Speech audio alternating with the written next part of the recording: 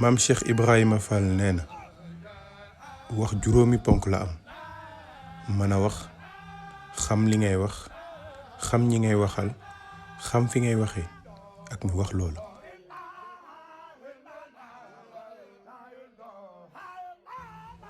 Mam Cheikh Ibrahima Fall a dit: les piliers de la parole sont au nombre de 5. Savoir comment parler, maîtriser son sujet, connaître son audience, parler au moment adéquat et avoir la permission de parler.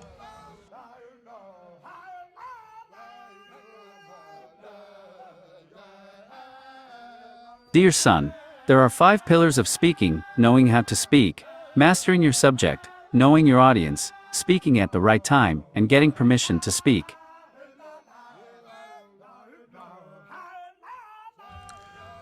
La prise de parole est le moyen de communication privilégié de l'homme, car il lui permet d'exprimer ses sentiments, ses intentions, d'argumenter, d'intimider, de dissuader, de raconter une histoire, d'apprendre ou d'enseigner, de secourir ou de nuire.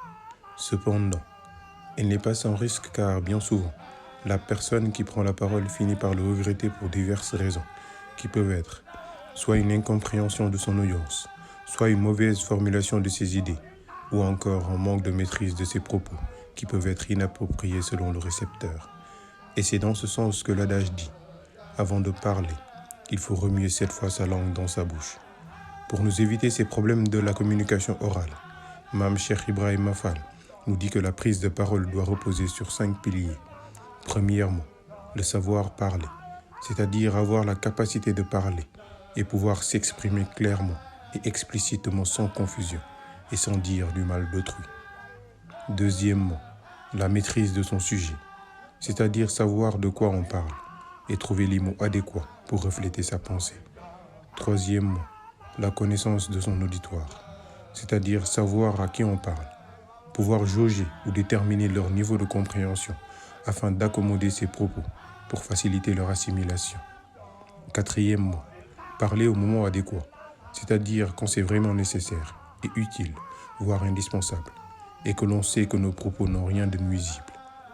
Et cinquièmement, avoir la permission de parler, c'est-à-dire attendre qu'on nous demande notre avis sur un sujet avant de le donner, car cela peut éviter bien des désagréments à la personne qui parle, car son auditoire peut tout simplement ne pas l'écouter ou l'humilier en lui disant qu'on ne lui a rien demandé.